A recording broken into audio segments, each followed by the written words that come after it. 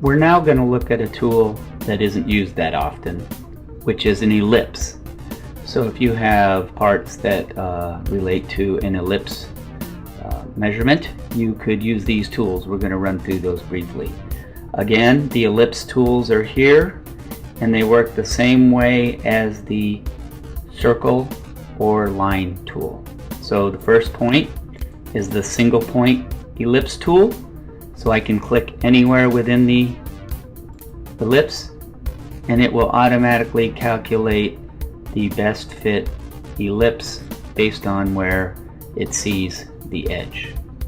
You can see here in the feature window the ellipse is there, and you can define what kind of measurements you want reported back in the measurement results window.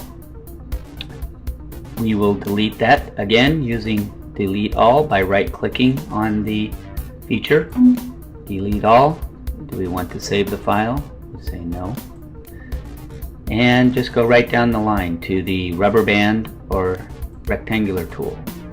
So I can come back to my video window, I can crop out the dimension, and it will give me an ellipse and a center point at the center of the ellipse. Just to review, if I click on the graphical screen, you'll see that ellipse created in the same way the circle was created. Now we'll go back to video window, and now we're going to go to delete this ellipse. And next over here on the right side, the ellipse measurement box tool is there. We click on that. We've defined how many pixels we want that box to be, and we can basically click anywhere along that edge and within that box, and it will create an ellipse based on those points that are taken. So we left clicked on each one of those, and we right click to finish.